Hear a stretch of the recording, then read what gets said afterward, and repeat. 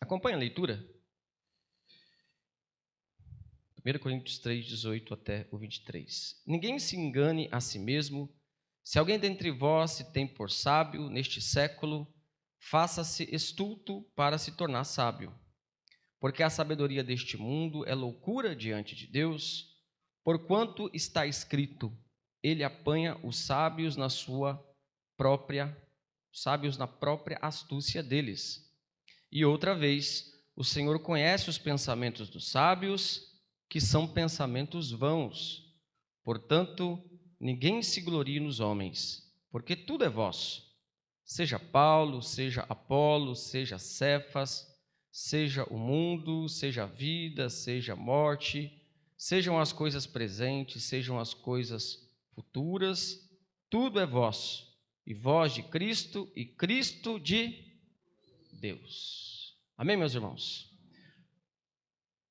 Vou colocar aí os nossos slides. Os irmãos estão animados para a gente estudar mais uma sessão? Amém? Então vamos lá, meus irmãos. Há um tempo atrás, eu contei uma história para os irmãos do Olavo Bilac, que tinha um amigo que queria vender uma chácara, queria se desfazer daquela chácara, e falou para o Olavo Bilac, que era um escritor, um poeta, escrever, um anúncio de venda dessa chácara. Só que eu acho que não cheguei a ler esse anúncio. E esse anúncio que o Olavo Bilac fez dessa chácara do seu amigo dizia o seguinte: vende-se encantadora propriedade onde cantam os pássaros ao amanhecer no extenso arvoredo, cortada por cristalinas e arejantes águas de um ribeirão. A casa, banhada pelo sol nascente, oferece a sombra tranquila das tardes na varanda. Mais ou menos por aí. E aí esse amigo dele viu essa mensagem de venda e falou assim: olha, nem eu sabia que tinha um tesouro tão grande. Começou a se lembrar de momentos que ele passou por ali, naquela chácara. Mais uma vez eu uso essa ilustração para falar sobre a sabedoria de Deus, da qual o apóstolo Paulo cita nesse texto. Nós já temos a sabedoria de Deus. Essa é a ênfase desse texto, de algo que nós já temos. Nós já usufruímos dela, Deus já nos deu de sua mensagem. Acontece que nem sempre nós valorizamos isso. Nós acabamos, por vezes, assim como estes coríntios, acabamos por admirar a sabedoria do mundo, ou usar os critérios do mundo para fazer as nossas avaliações. Podem ser ideologias, podem ser ideias de falsas religiões, não importa.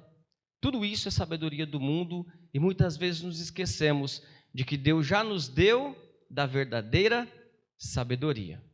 O apóstolo Paulo enfatiza, então, a importância das riquezas em Cristo Jesus, que são superiores à sabedoria do mundo, mostrando para aqueles crentes que eles já têm essa riqueza. Nós já temos essa riqueza que há em Cristo Jesus. Nós já somos ricos dessa sabedoria. Repito, mas nem sempre enxergamos. Às vezes é preciso que algum poeta escreva isso e nos mostre. E sabe quem que é esse poeta, irmãos? É o próprio Deus e a poesia, a própria Escritura, que com palavras vívidas nos mostra que nós já temos recebido de Deus tudo aquilo que é necessário para vivermos a nossa vida. E não precisamos, portanto, emprestar a sabedoria deste mundo para fazer a nossa leitura deste mundo e para tomar as nossas decisões. Bom, essa é a ênfase do apóstolo Paulo. Lembrando, irmãos amados, que nós estamos estudando, obviamente, essa carta, texto após texto.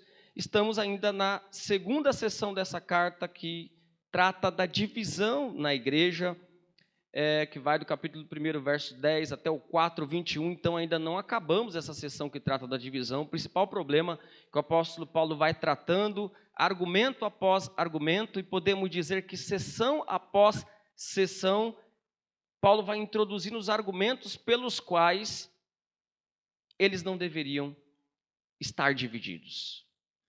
Paulo insiste e até repete muitos argumentos, como é o caso de hoje. Esse texto praticamente é uma repetição com algumas adições de outro texto que nós já estudamos a respeito da sabedoria do mundo e a sabedoria de Deus dentro dessa sessão grande.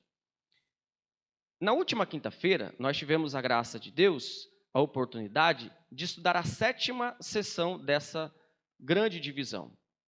Capítulo 3, versículo 10 até o versículo 17, que é o texto que precede o nosso texto de hoje. Nós vimos que o apóstolo Paulo trata de ensinar sobre o fundamento e a edificação. O fundamento da igreja de Cristo é o próprio Cristo, que foi lançado pelos apóstolos e profetas.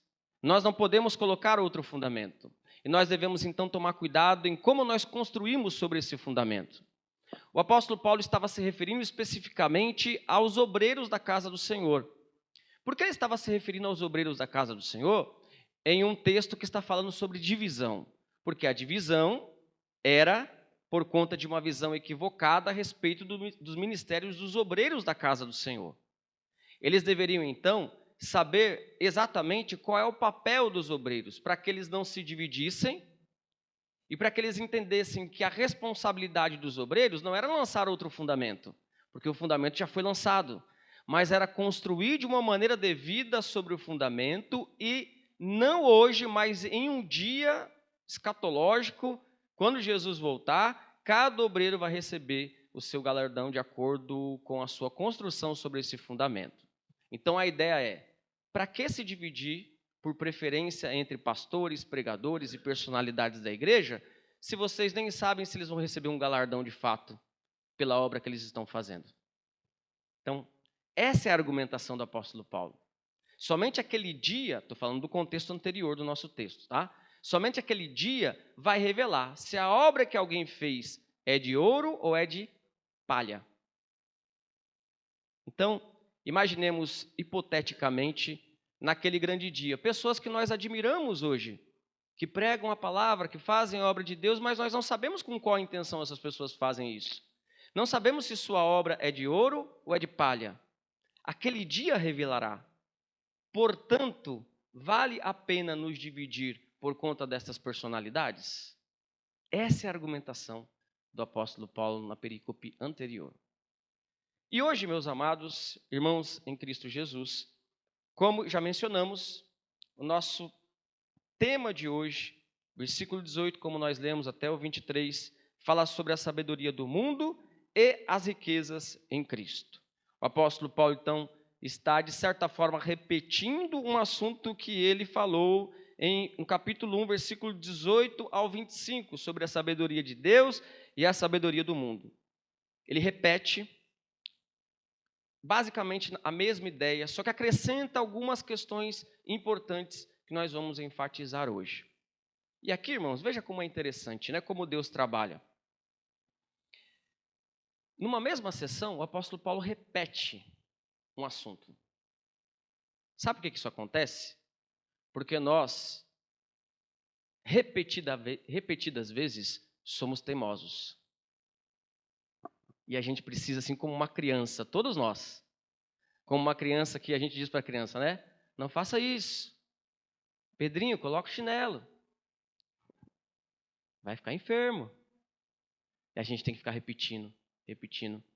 A mesma coisa Deus faz com a gente, irmãos. Deus repete, claro, em relação a questões mais sérias, que não tem só como resultado uma enfermidade física, mas às vezes até uma enfermidade espiritual. Vamos lá, amados irmãos. Bom, eu dividi esse texto em duas partes, cada parte sendo liderada por uma ordem, um imperativo, que é o imperativo negativo. Há imperativos positivos, que são ordens positivas. Quais são as ordens positivas? Faça alguma coisa, né? É uma ordem positiva. E o imperativo negativo é não faça alguma coisa. Geralmente é o que a gente fala para as crianças, são os imperativos negativos, né? Não faça isso, né? E nesse texto há dois imperativos negativos. E o nosso texto será dividido, então, nesses dois imperativos, essas duas ordens negativas, no sentido de que eram coisas que aqueles crentes estavam fazendo e em que eles deveriam deixar de fazer. Bom, o primeiro é, ninguém se engane a si mesmo. Não se engane. Ninguém se engane a si mesmo. Versículo 18 até o versículo 20. a ideia toda aqui desses versículos vai ser liderada por esse imperativo. E o texto diz: ninguém se engane a si mesmo. Sobre o que, meus irmãos? Se alguém dentre vós se tem por sábio neste mundo, faça-se o quê? Estulto, ou seja, se faça-se ao contrário de sábio, né, que é o tolo, para poder se tornar sábio. Esse imperativo aqui, há vários imperativos no texto grego que são traduzidos todos eles como imperativos. Mas há imperativos de coisas que as pessoas não estavam fazendo e deveriam começar a fazer. Por exemplo, quando a Bíblia fala assim, guarde os mandamentos. Dependendo da forma como este imperativo está no texto original, dá para perceber se era uma coisa que a pessoa não estava fazendo e deveria fazer, ou se era uma coisa que a pessoa estava fazendo e deveria agora deixar de fazer. Esse imperativo negativo se enquadra em uma categoria em que a pessoa está praticando algo e ela deve deixar então de praticar esse algo. O que eles estavam praticando, irmãos? Pode falar.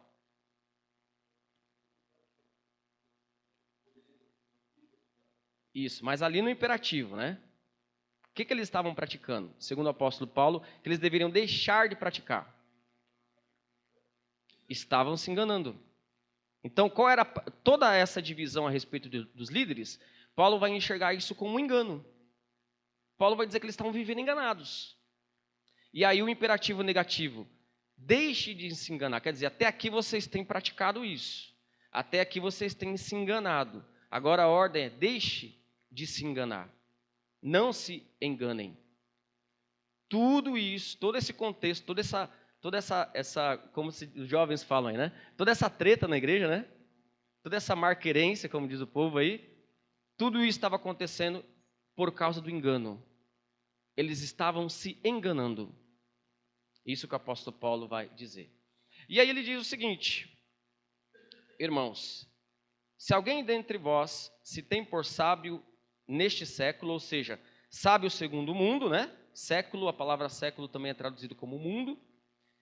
Faça-se estulto, ou seja, tolo, para se tornar sábio. O imperativo. Chega de se enganar. Chega de ser ingênuo. Chega de brigar por coisas que não são importantes. Chega de pensar que essas coisas são motivos para briga, são motivos para discussão, são motivos para divisão. Chega de ser ingênuos. Então, o imperativo aqui. Em outros lugares da Escritura, nós vemos também essa mesma palavra do engano sendo utilizado. O apóstolo Paulo usa, por exemplo, para se referir ao engano que Eva sofreu por parte de Satanás. Não se engane. Chega de viver enganado. Chega de andar segundo os seus próprios pensamentos. Por isso, o imperativo, ninguém se engane a si mesmo. E qual é a ideia da continuação, irmão? Se alguém dentre vós se tem por sábio neste século, faça-se estulto para se tornar sábio. O que o apóstolo Paulo está querendo dizer é mais ou menos o seguinte: se você quer ser realmente sábio, ou você acha que é sábio, mas só é sábio de acordo com o padrão do mundo, então você tem que se tornar tolo de acordo com o padrão do mundo, para se tornar sábio de acordo com o padrão de Deus. Tudo bem? Essa é a ideia desse versículo. Se você acha que é sábio, só que você é sábio de acordo com o padrão do mundo, então se torne tolo. O texto não está querendo dizer para a gente ser burro, né? Não é isso, né? Mas o texto está querendo dizer para que se a gente usa um padrão do mundo e se acha sábio usando esse padrão, esse critério do mundo, então, se a gente quer ser sábio mesmo, a gente tem que se tornar burro para o mundo. Não usar o critério do mundo. E assim a gente vai ser sábio de acordo com o padrão de Deus. Versículo 19 vai começar aí com porquê. A explicação do porquê o padrão de Deus é diferente do padrão do mundo. E o texto do versículo 19 diz o seguinte, os irmãos podem ler?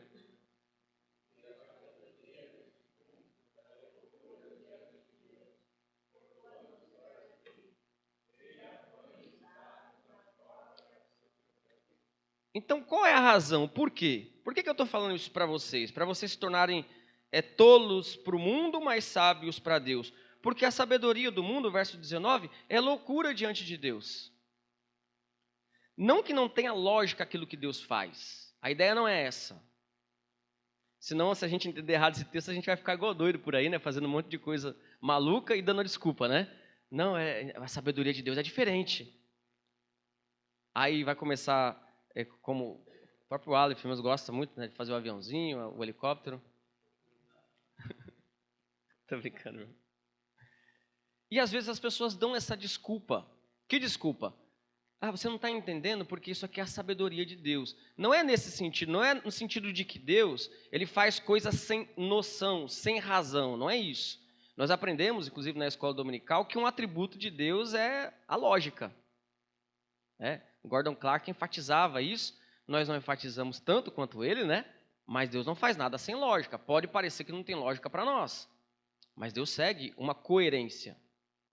A ideia aqui, meus irmãos, é que toda a filosofia greco-romana, com a sua retórica, com as suas características de inquirição, de investigação para se chegar à verdade, e que estava no auge na época, e que estava sendo usado inclusive como critério para que alguns preferissem a retórica de Apolo e outros rejeitassem a simplicidade de Paulo.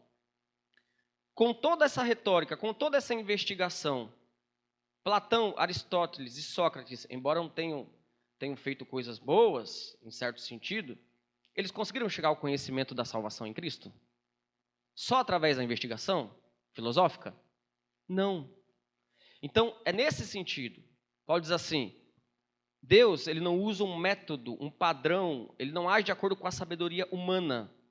Começando pelo próprio Evangelho. Se Deus quisesse atender a um critério humano da apresentação de um rei, ele não faria o seu filho nascer numa manjedoura. Então é nesse sentido. O fato de Jesus nascer numa manjedoura não é loucura. Tem coerência. Só que quebra o padrão mundano de sabedoria e de expectativa mundana, tanto de gregos como de judeus. Então é nesse sentido, meus irmãos, porque a sabedoria deste mundo é loucura diante de Deus. Porquanto está escrito, e aí ele vai fazer uma citação de Jó 5,13, ele apanha os sábios na própria astúcia deles. Vamos até esse texto, citado pelo apóstolo Paulo. Jó, abra sua Bíblia, Jó 5,13.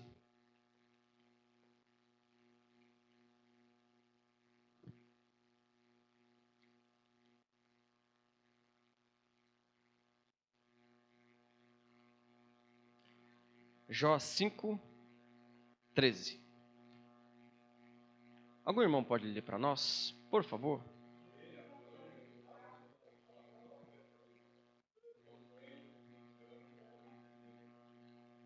Isso. Então, a ideia é de que Deus usa a própria inteligência do ser humano para mostrar que a sua inteligência é maior, que a sua sabedoria é maior.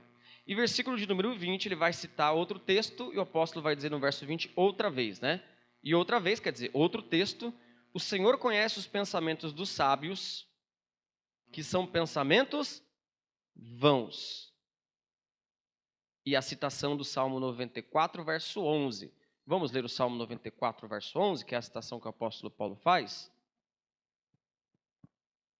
Podem ler, meus irmãos. O Senhor...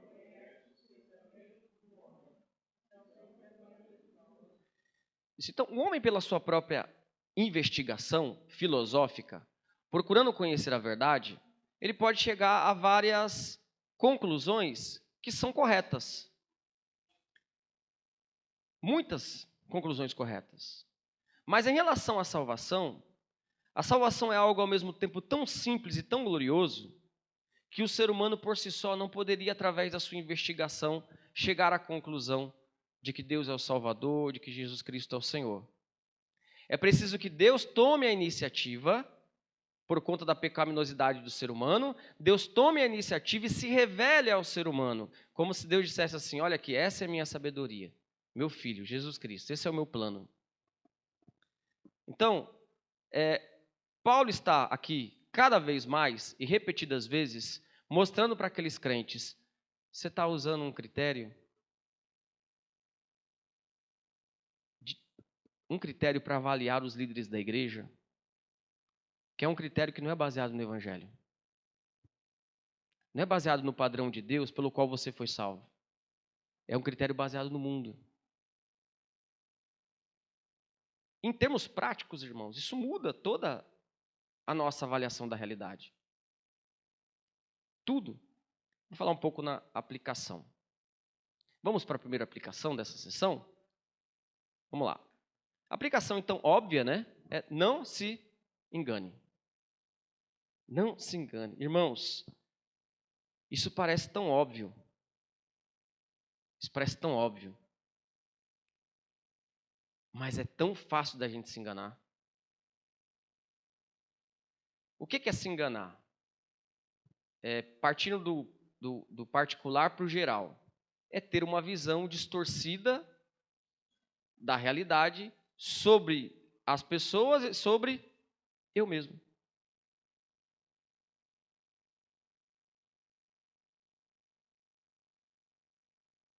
Sempre tem pessoas que a gente repara assim, você já deve ter falado isso daí de alguém. Parece que fulano vive no mundo da lua. Não é verdade? Já pensou isso sobre alguém? Não fala pra ninguém, tá? Falo de você, né?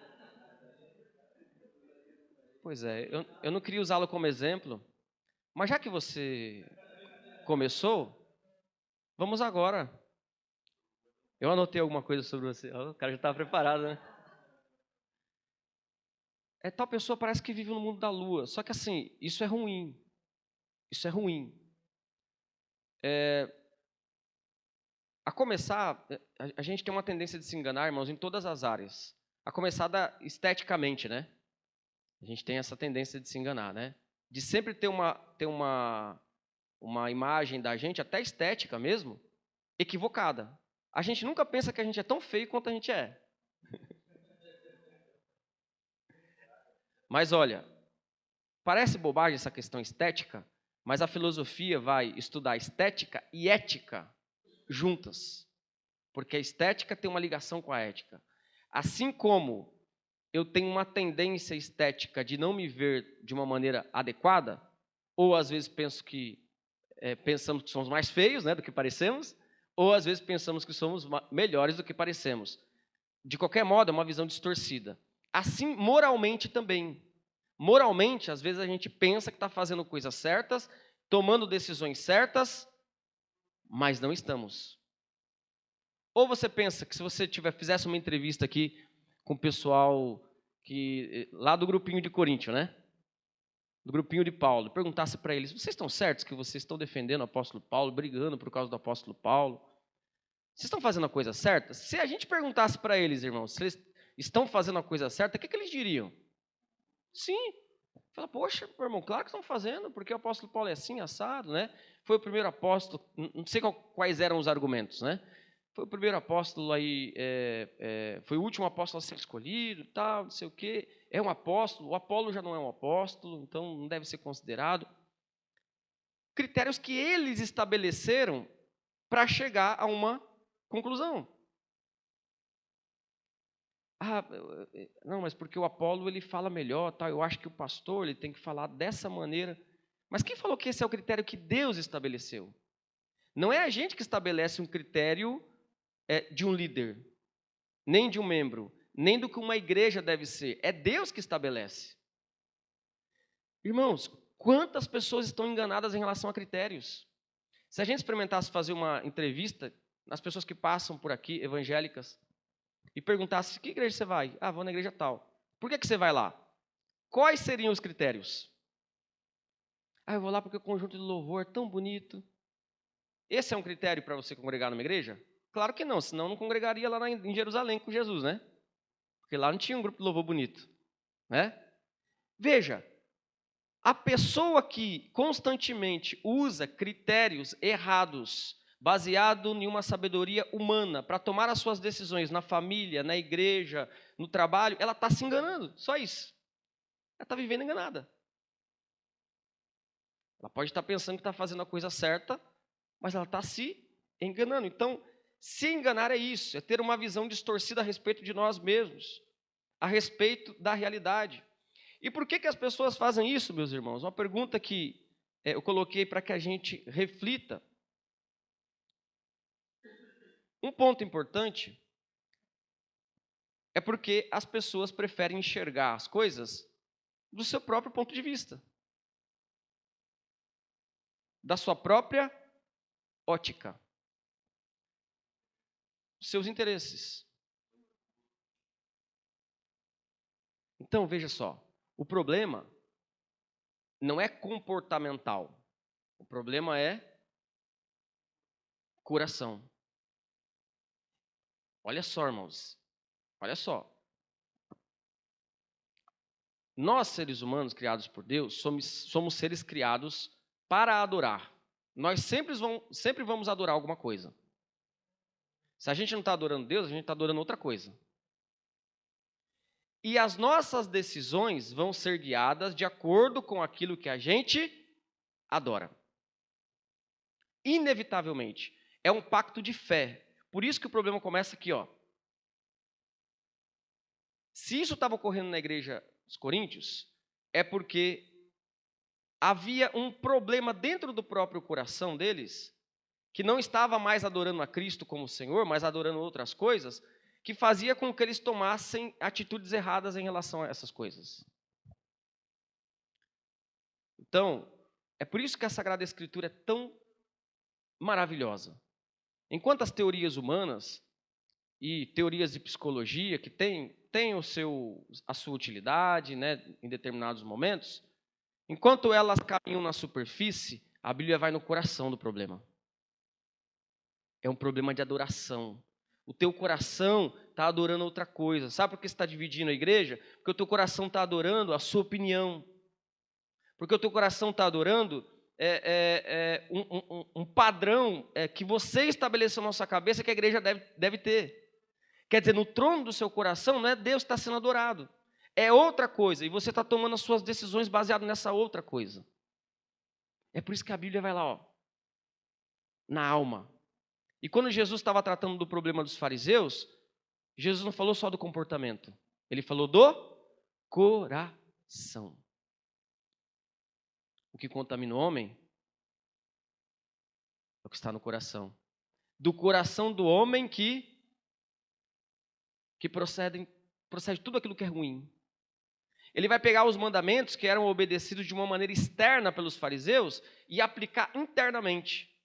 7º mandamento, se você olhou e desejou, já quebrou. 6º mandamento, se você odiou no coração, já quebrou.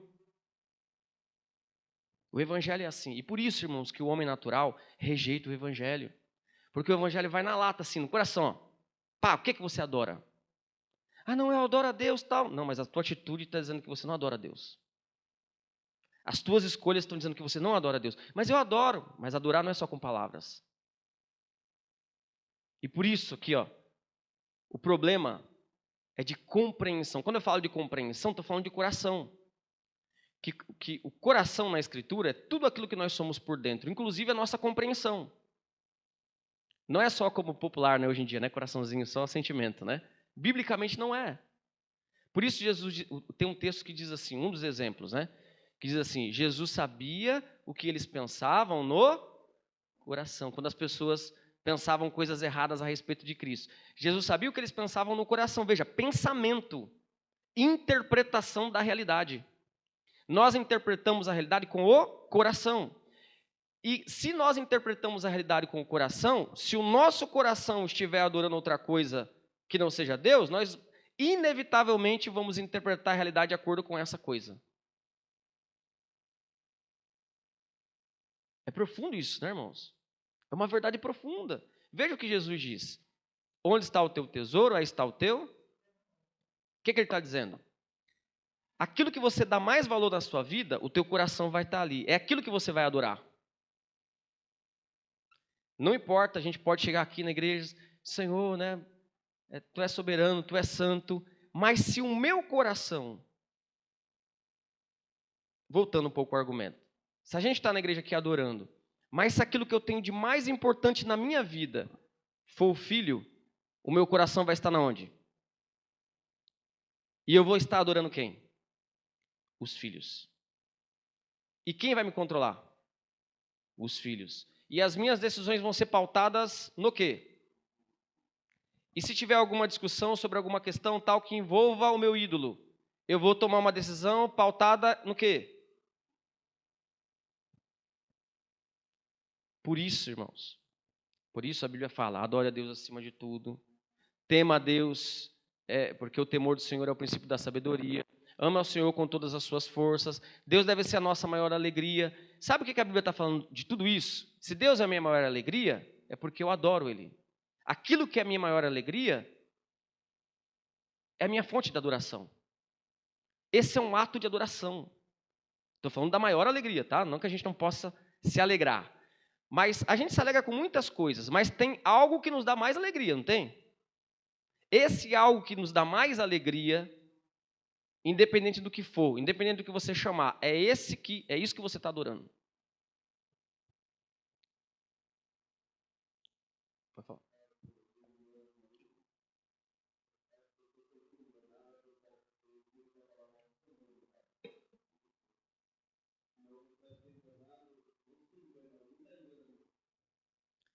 Isso. Aqui, o si ali já está se referindo à pessoa, tá? Não se engane, quer dizer, você está se enganando. Então, é a ideia de que tudo que a gente está falando aqui é que o problema está no... E olha só, vou pegar esse gancho que você falou aí. Jeremias 17 diz que tem uma coisa que é mais enganosa. O que é, irmãos? É o coração. E ele é tão enganoso que a gente pode, que o meu coração pode me enganar. Se o meu coração me engana, eu estou me enganando. Eles estavam sendo enganados pelo próprio pecado deles. Quando você deixa de adorar a Cristo como o Senhor maior da sua vida e coloca outra coisa, você está idolatrando essa coisa. E você está sendo enganado porque você vai tomar decisões baseadas nessa coisa. Mesmo sendo crente. Mesmo sendo crente. E, inclusive, mesmo sendo um crente de verdade mesmo. Nós, como cristãos, todos nós temos essa profissão de que nós somos salvos. Mas mesmo os salvos podem, em um momento ou outro, se desviar para uma idolatria. Lembra-se de Davi? O exemplo clássico, né? Davi que cometeu o pecado de adultério. Veja, naquele momento, o que foi mais importante para ele? O sexo. O que foi a maior alegria dele? O que foi a maior satisfação? O que era o maior desejo dele? Onde o coração dele estava? O que ele estava adorando? Idolatria. Aqui, irmãos, a gente chega num conceito que, quando a gente entende isso aqui, a gente, pelo menos, a gente vai continuar pecando sempre, né? Mas pelo menos a gente vai saber identificar no nosso coração o que está errado. Idolatria, esses ídolos de gesso, de barro, são só reflexos do coração. São produções físicas de material físico daquilo que já está aqui imaterialmente.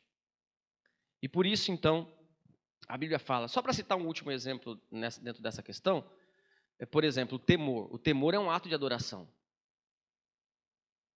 Em que sentido? No sentido de que aquilo que eu mais temo na vida é aquilo que eu adoro. Vamos supor,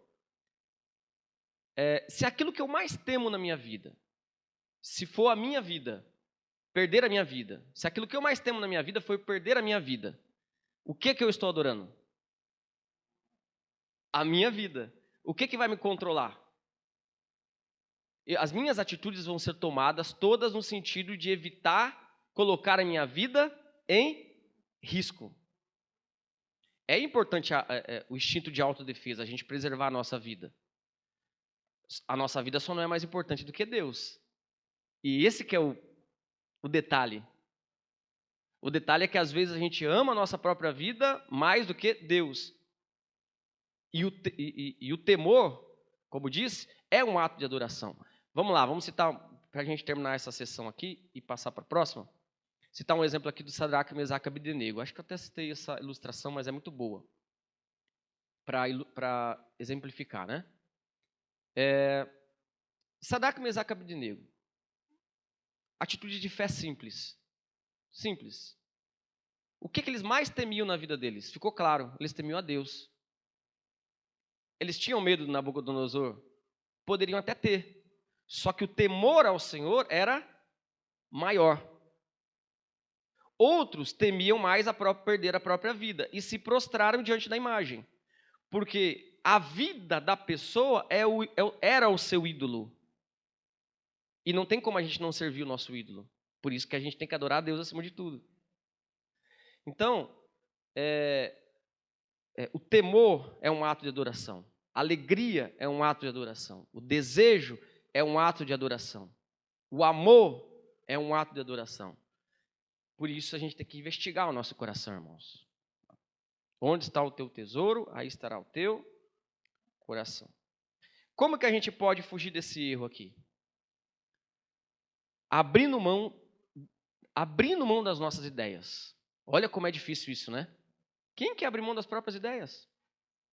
Às vezes nós nascemos com ideias erradas que até nossos pais nos ensinaram. É difícil se desvencilhar dessas ideias. Mas se alguma ideia, alguma filosofia, alguma ideologia que a gente tenha absorvido, aprendido, está em choque com a palavra, o resultado, a atitude correta é o quê? Se submeter a Deus, falar, Senhor, é o Senhor que sabe.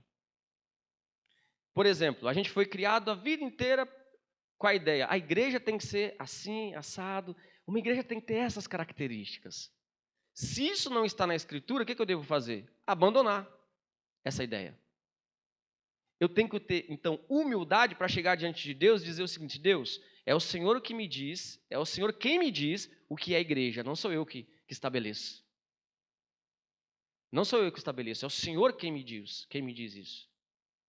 Então, essa é a atitude que a gente tem que tomar.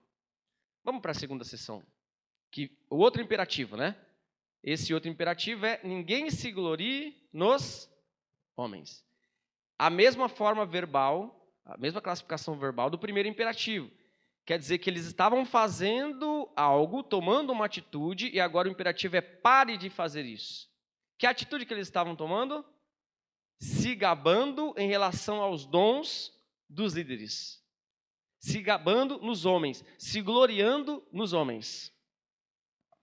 E olha só, irmãos, hoje em dia, a gente tem uma pedra de tropeço, entre aspas, a mais do que eles.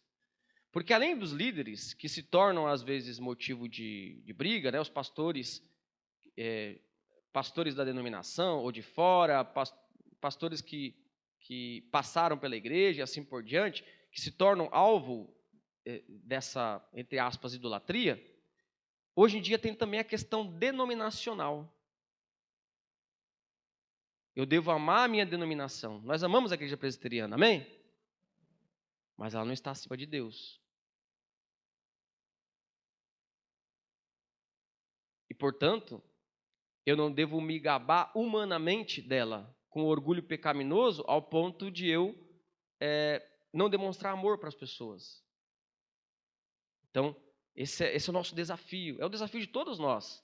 Ainda mais reformados, né? Que tem uma teologia muito boa. A gente tem essa tendência mesmo a, às vezes, se gloriar. Que Deus nos ajude, né? Todos nós temos essa tendência. Então, não se glorie nos homens. Deixe de se gloriar. Chega de se gabar, né? Pare com isso, né? A ordem do apóstolo Paulo. Versículo 21, os irmãos podem ler?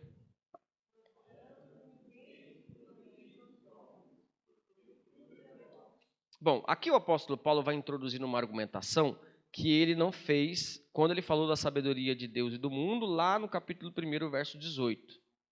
Ele não deu essa argumentação, agora ele traz essa novidade dentro dessa perícope. Que é o quê? O argumento de que tudo é da igreja. Vamos lá, vamos tentar entender juntos esse argumento de Paulo. Então, portanto, ninguém se glorie. Por que a gente não deve se gloriar? Por que a gente não deve se gabar em relação aos dons? O argumento de Paulo é o quê? Porque é tudo nosso. Aí ele continua, versículo 22.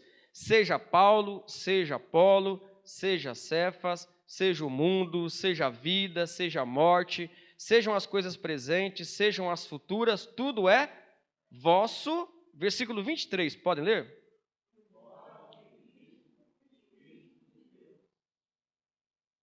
Isso. Então, todas as coisas são nossas, ou seja, tudo é um dom de Deus.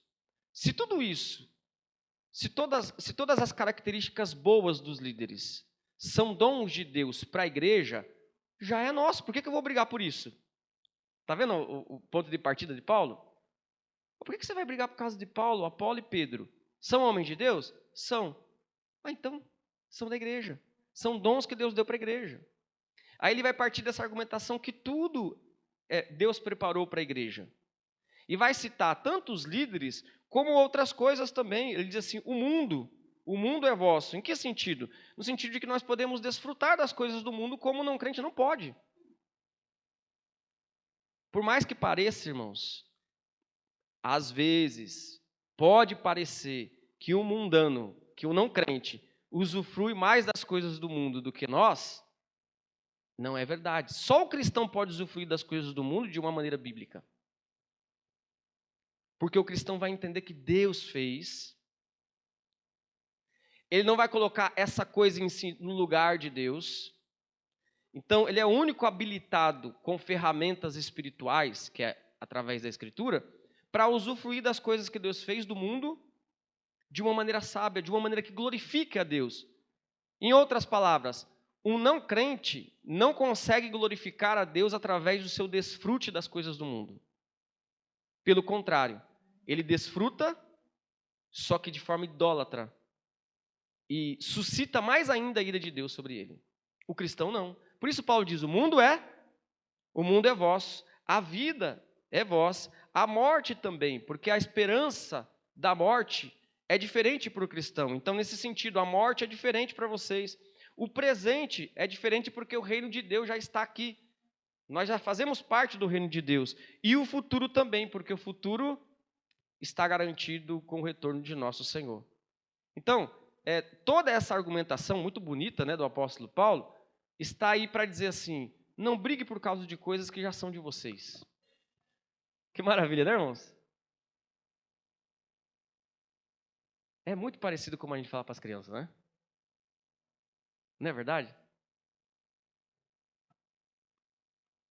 Ficou bravo comigo.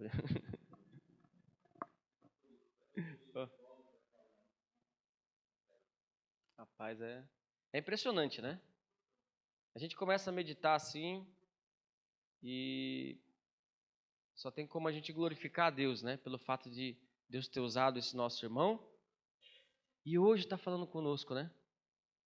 Está falando conosco com essa palavra, inspirada pelo Senhor. Então, irmãos, às vezes as crianças brigam por coisas que já são delas, não é verdade?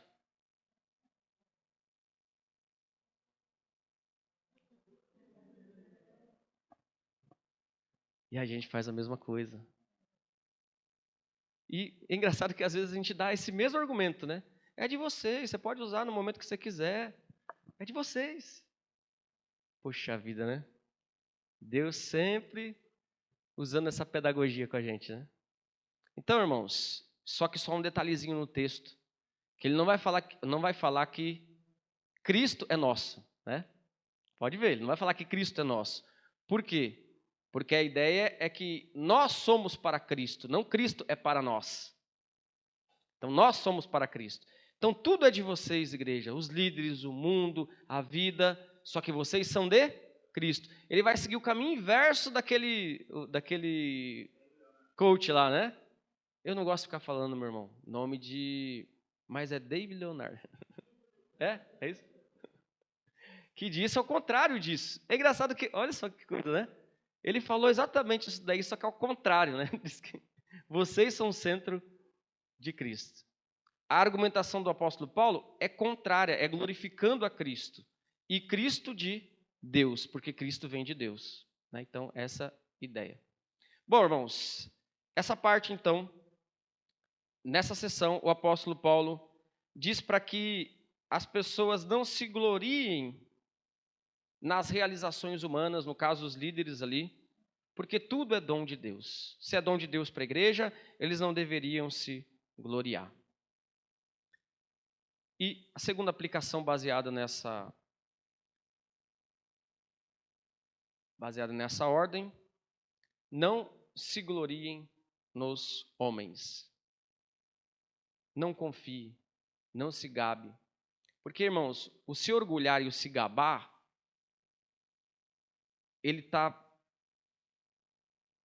o se gabar e o se gloriar é uma coisa que está muito ligada à confiança.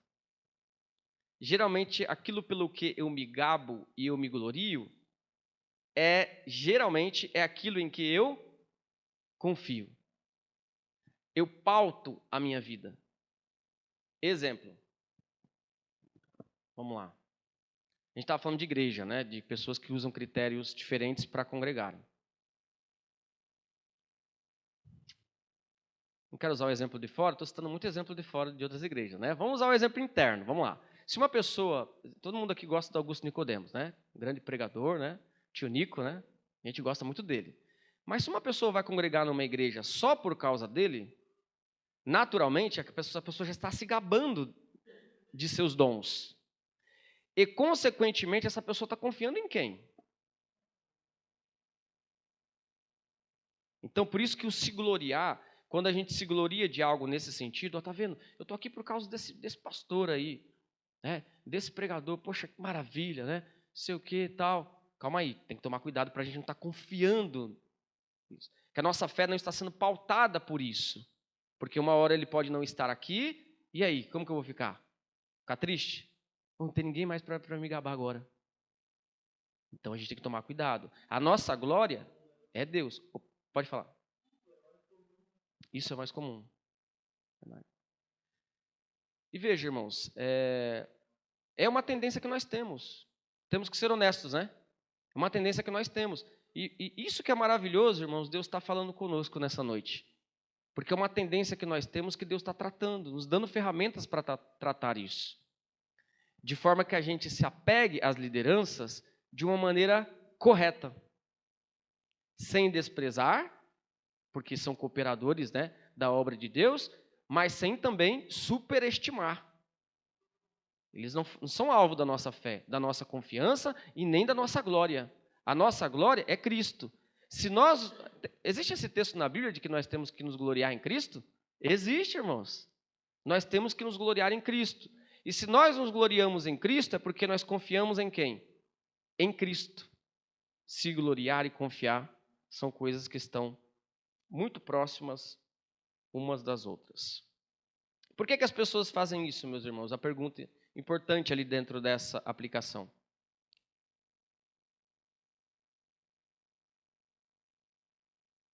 Vamos responder isso de duas formas. Uma forma está no texto e a outra a gente tem falado aqui. As pessoas fazem isso porque nós temos, primeiro, uma tendência à idolatria. Já dizia João Calvino, né? E até tem que tomar cuidado com João Calvino para a gente não idolatrar ele também, né? Já dizia João Calvino, né? Que o coração do ser humano é uma fábrica de ídolos. Então, as pessoas fazem isso, se gloriam, se gabam nos homens por causa disso.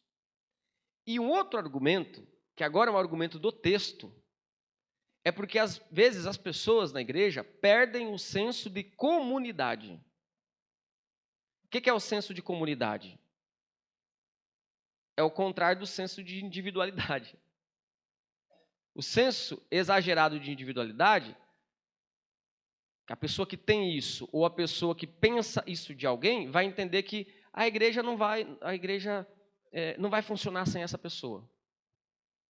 A igreja não vai funcionar sem mim. Se eu sair da igreja, a igreja não... Esse é um senso exagerado de individualidade. E falta, então, um senso de comunidade, de entender que a igreja é sempre uma comunidade. Por isso que Paulo diz, tudo é vosso. Está vendo o senso de comunidade? Tudo é vosso, é da igreja, os dons são da igreja.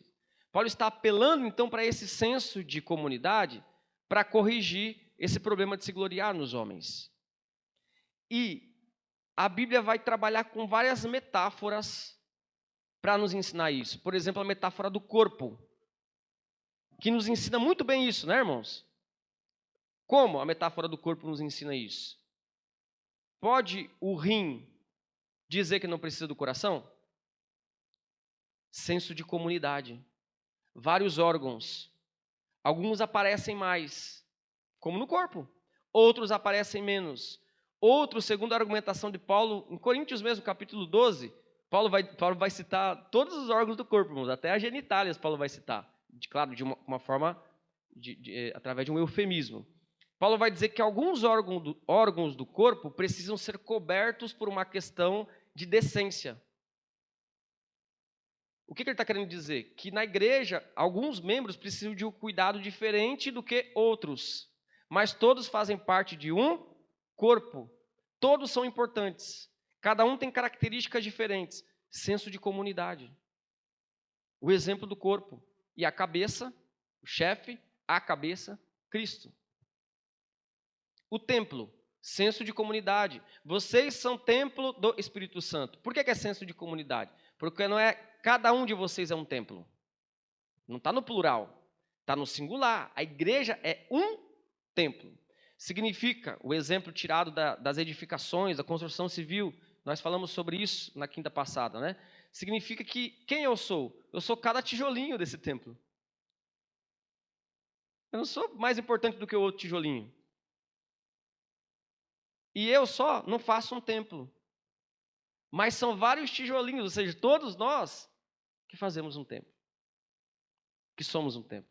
Senso de comunidade. O senso de comunidade, então, de que a igreja é mais do que uma pessoa e de que não há na igreja essa ideia de que uma pessoa é mais importante do que outra, isso nos ajuda a não brigar por questões de dons e de personalidades na igreja. Como fugir desse erro? Dentro daquilo que o apóstolo Paulo falou, nós devemos então ter esse senso de comunidade e de que nós já temos aquilo que é de valor. Nós já temos a riqueza de Cristo. Nós já temos a sabedoria que vem de Deus. Como disse lá no início, o problema é que às vezes a gente não valoriza. Igual a chácara, né, do Senhor, né? Às vezes ele não tinha visto por aquela ótica. O que Deus faz conosco através da Escritura? É o que Olavo Bilac fez com a chácara. Deus pega a sua sabedoria e descreve para a gente e diz, tá vendo? Essa aqui é a sabedoria. E o que a gente tem que fazer? A mesma atitude do dono. Poxa, estava tudo na minha mão. Deus me deu já a sabedoria. Deus me deu a sabedoria para avaliar o meu coração. Deus me deu a sabedoria para entender o que é o mal do mundo. O que é o mal do mundo, irmãos? Qual que é o problema? O pecado. Mas às vezes a gente usa as ideologias. É luta de classes, luta disso, luta daquilo. O problema é uma reforma assim, assado. O que é isso? Buscar uma solução na sabedoria do mundo. As ideologias têm as suas pequenas verdades, mas não são absolutas. E quando as pessoas não entendem isso e pegam essas ideologias e acabam brigando, querendo aplicar isso na realidade, elas acabam consequentemente brigando com seu próprio irmão por conta dessas questões. Só que em Juquiaca nunca aconteceu, né? Porque eu não estava aqui na época do... Mas no Brasil todo por aí, o pessoal brigou bastante. Isso é partidarismo. Isso é divisão. Isso é se dividir por questões secundárias. Isso é se dividir por causa de coisas que são de acordo com o padrão do mundo. Mas Deus já nos deu a solução. O problema do mundo é o quê? O pecado. A gente está agora com esse problema em relação às escolas, né? A gente pode cometer diversos erros. Entre eles é se desesperar demais. Entre eles é confiar demais em um governo para dar a solução para os nossos problemas. A gente pode cair em vários erros. Vários. Só que uma coisa a gente tem que afirmar. Deus já deu para a gente a sabedoria para a gente entender o que a gente tem que fazer. A gente pode cobrar as autoridades? Pode. A gente pode orar? Pode. Mas a gente tem que entender, a sabedoria está aqui. Eu não posso colocar o coração nessas coisas, senão vou me desesperar. Senão vou ficar tão ansioso que eu não vou conseguir viver. Não vou conseguir sair de casa. E essa atitude vai ser fruto de uma coisa que eu estou dando muito valor, talvez a minha própria vida. Sendo que Deus já me deu a sabedoria. Deus já me disse, tema ao Senhor acima de tudo, ore pelas autoridades e saiba que tudo isso é cumprimento das Escrituras, que sinalizam a volta de nosso Senhor. Está aqui o tempo inteiro.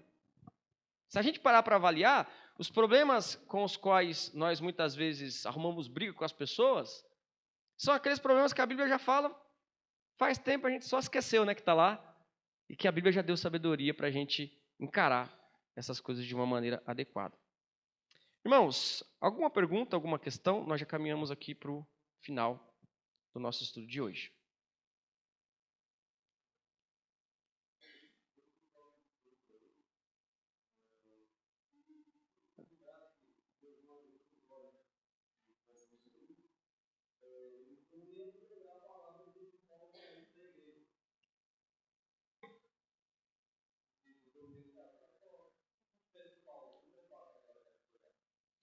Sim, é verdade.